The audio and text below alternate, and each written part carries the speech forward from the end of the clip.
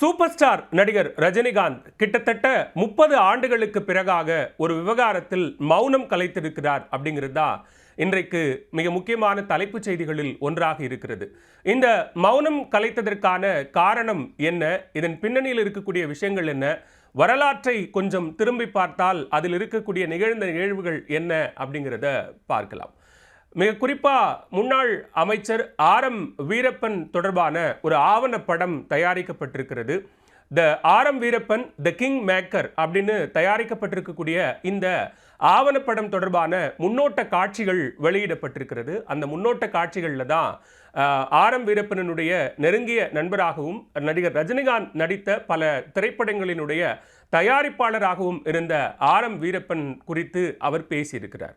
அதில் மிக முக்கியமாக ஆர்.எம். வீரப்பனுடைய பதவி பறிக்கப்பட்டது, அவர் அஇஅதிமுகவிலிருந்து நீக்கப்பட்டதற்கான காரணமே தான் அப்படிங்கிற வகையில் ரஜினிகாந்த் பேசியிருக்கக்கூடிய அந்த காட்சி பலரையும் ஒரு சலசலப்புக்கு உள்ளாக்கி இருக்கிறது.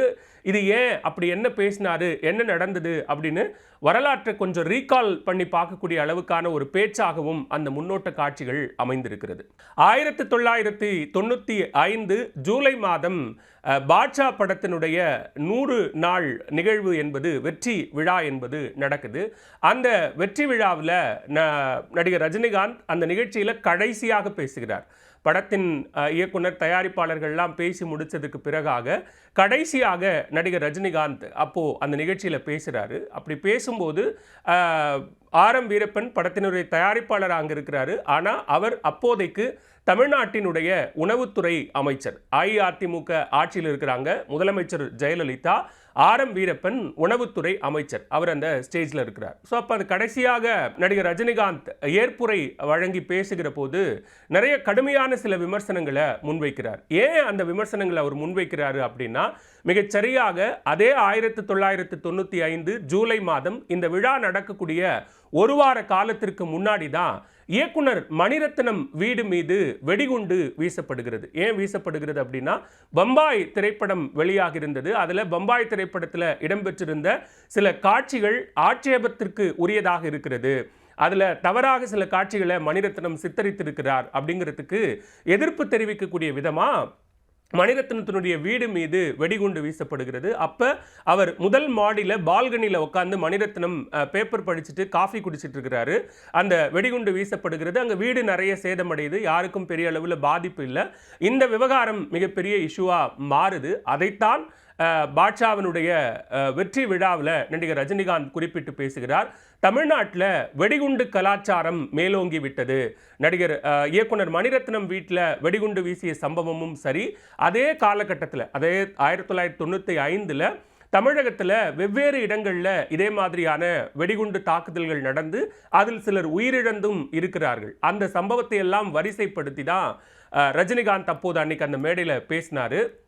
வெடிகுண்டு கலாச்சாரமும் துப்பாக்கி கலாச்சாரமும் அதிகரித்து விட்டது, எனவே அதை இரும்பு கரம் கொண்டு இதையெல்லாம் ஒடுக்கணும் அப்படின்னு ரொம்ப காட்டமாக ஆவேசமாக ரஜினிகாந்த் அந்த மேடையில் பேசுகிறாரு.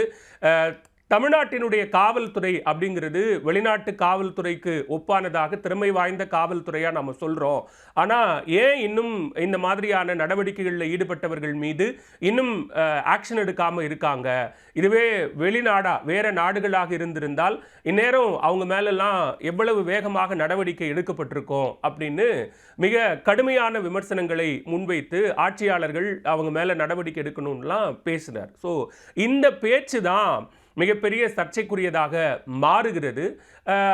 அமைச்சர் ஒருவர் மேடையிலேயே இருக்கிற நிலையில் அரசு மீது ரஜினிகாந்த் இப்படியான விமர்சனங்களை முன்வைத்து பேசியது அப்படிங்கிறது மிக முக்கியமான ஒன்று. அதைத்தான் இந்த முன்னோட்ட காட்சிகளில் ரஜினிகாந்த் அதை ரீகால் பண்ணி பேசியிருக்கிறாரு. ஸோ அப்படி பேசினதுக்கு பிறகு என்ன நடந்தது அப்படிங்கிறத அவர் அந்த வீடியோவில் சொல்கிறாரு. இந்த வீடியோவில் அவர் சொன்னதன் அடிப்படையில் என்ன சொல்கிறாரு அப்படின்னா, அதை பேசுகிறாரு. ஒரு தெளிவில்லாமல் அந்த நேரத்தில் ஒரு சக திரைக்கலைஞரனுடைய வீட்டில் நடந்த தாக்குதலை பற்றி பேசணுங்கிற அந்த எண்ணத்தின் அடிப்படையில் நான் பேசிட்டேன். அது என்ன மாதிரியான எதிர்வினைகளை ஏற்படுத்தும் அப்படின்னு நான் யோசிக்கல. ஸோ அது என்ன ஆகுது அப்படின்னா, அதற்கு பிறகாக முதலமைச்சர் ஜெயலலிதா அவர்கள் ஆர்.எம். வீரப்பனை கூப்பிட்டு பேசுறாங்க.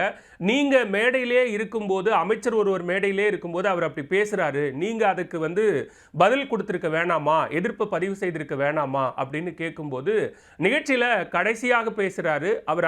அவர் பேசுவது அந்த அளவுக்கு தாக்கத்தை ஏற்படுத்துமா அப்படின்னு நான் யோசிக்கல அப்படின்னு சில விளக்கங்களை ஆர்.எம். வீரப்பன் கொடுக்கிறாரு. ஆனாலும் கூட முதலமைச்சர் அதை ஏற்றுக்கொள்ளவில்லை. அதற்கு பிறகாக ரஜினிகாந்த் படப்பிடிப்புக்காகவோ அல்லது ஓய்வுக்காகவோ அமெரிக்கா சென்று விடுகிறார். ஆர்.எம். வீரப்பன் இவர் தொடர்பு கொண்டு பேசுறார், ரஜினிகாந்த் தொடர்பு கொண்டு பேசுறாரு. நான் வேணா முதலமைச்சரிடம் பேசி இது தொடர்பாக விளக்கம் கேட்கிறேன், மன்னிப்பு கேட்கிறேன்னு சொல்லும்போது, இல்லை அதெல்லாம் வேண்டாம் அப்படின்னு ரொம்ப சகஜமா அவர் நீங்க ஷூட்டிங்கை பாருங்க அப்படின்னு பேசி அந்த விஷயத்தை சமரசம் பண்ணிடுறாரு. அதற்கு பிறகு மிகச்சரியா ஒரு 2-3 மாத கால இடைவெளியில உணவுத்துறை அமைச்சராக இருந்த ஆர்.எம். வீரப்பன் வேறு ஒரு துறைக்கு மாற்றம் செய்யப்படுகிறார். கால்நடை துறைக்கு மாற்றம் செய்யப்படுகிறார். கால்நடை துறைக்கு மாற்றம் செய்யப்பட்ட சில நாட்களிலேயே அவர் அமைச்சர் பதவியிலிருந்து நீக்கம் செய்யப்படுகிறார். நீக்கம் செய்யப்பட்ட ஓரிரு நாட்களில் அவர் அஇஅதிமுகவினுடைய அடிப்படை உறுப்பினர் பொறுப்பிலிருந்தும் நீக்கப்படுகிறார். அப்ப அவர் கட்சியினுடைய ஒரு முக்கியமான பொறுப்பிலும் கூட ஆர்.எம். வீரப்பன் இருந்தார். எனவே அதிலிருந்தும் முற்றிலுமாக ஆர்.எம். வீரப்பன் நீக்கப்படுகிறார். அதற்கு பிறகாக அவர் அதிமுகவிலிருந்து நீக்கப்பட்ட பிறகாகத்தான் ஆர்.எம். வீரப்பன் எம்ஜிஆர் கழகம் என்கிற ஒரு கட்சியை ஆரம்பித்து தனி கட்சியாக நடத்தினார்.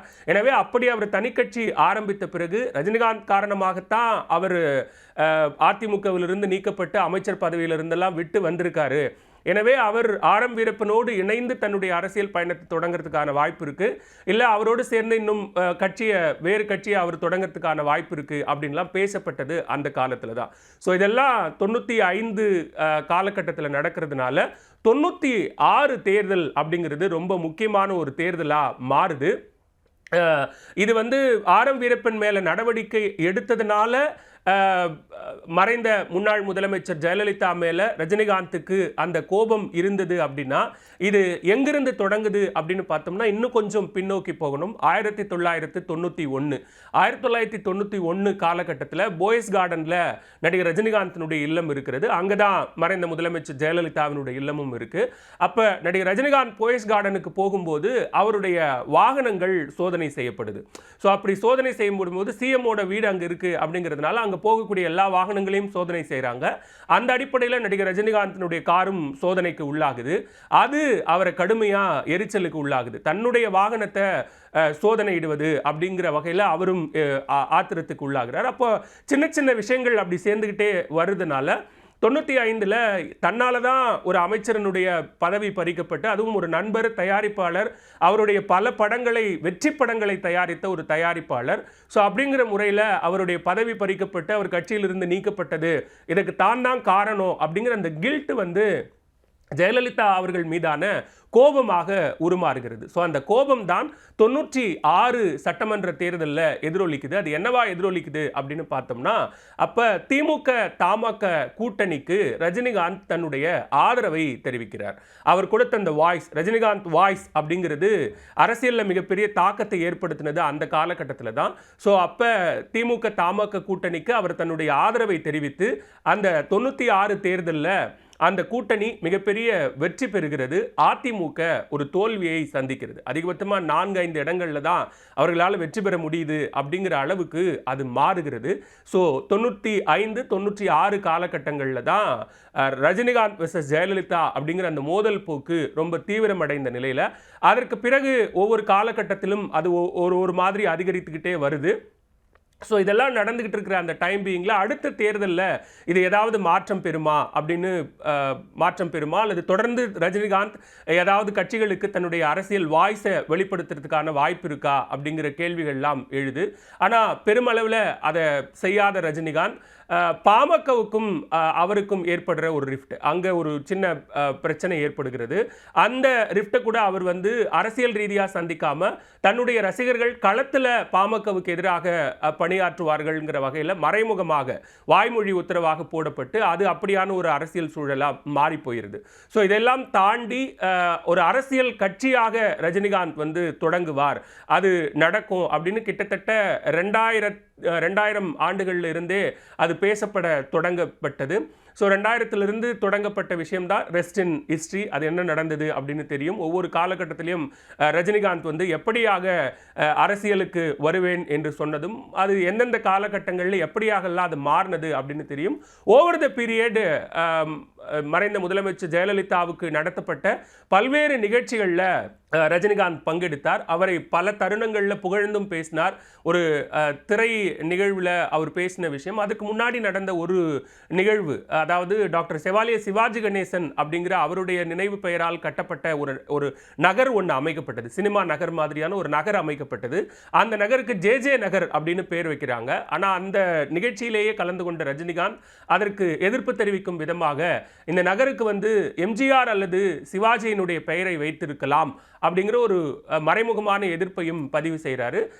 அதற்கப்புறம் நடைபெற்ற பல்வேறு நிகழ்வுகள், ஜெயலலிதா முதலமைச்சராக இருந்தபோது அவருக்கு திரைத்துறையினர் அளித்த பாராட்டு விழாக்களில் பேசும்போது தைரியலட்சுமி அப்படின்லாம் சொல்லி ஜெயலலிதாவை பாராட்டி பேசினார் ரஜினிகாந்த். சமீபத்தில் நடந்த கடைசியான அவருடைய நினைவு நாளில் அவருடைய போயஸ் கார்டன் இல்லத்திற்கே சென்று அவருடைய புகைப்படத்திற்கு மாலை அணிவித்து அஞ்சலி செலுத்தியதெல்லாம் வரலாறு. ஸோ கிட்டத்தட்ட ஒரு 30 ஆண்டுகளுக்கு பிறகாக தன்னால், தன்னுடைய பேச்சால், தன்னுடைய நண்பரும் தயாரிப்பாளரும் ஒரு முன்னாள் அமைச்சரும் எப்படியாக அமைச்சர் பதவியை இழந்தார், அவருக்கு நேர்ந்தது என்ன, தான் அந்த தருணத்தில் எப்படி புரிதல் இல்லாமல் பேசினேன் அப்படின்னு ஒரு உச்ச நட்சத்திரம் சூப்பர் ஸ்டார் தன்னுடைய மௌனத்தை கலைத்திருப்பது என்பது மிக முக்கியமான ஒன்று. அதே நேரத்தில் இந்த வீடியோவில் அவர் சொல்லக்கூடிய மிக முக்கியமான ஒன்று என்ன அப்படின்னு பார்த்தோம்னா, ஆர்.எம். வீரப்பனுடைய இந்த ஆவணப்படத்தினுடைய முழு வீடியோ காட்சிகள் வெளியாகும் பட்சத்தில் இன்னும் சில விளக்கங்கள் அதில் இருக்கலாம்.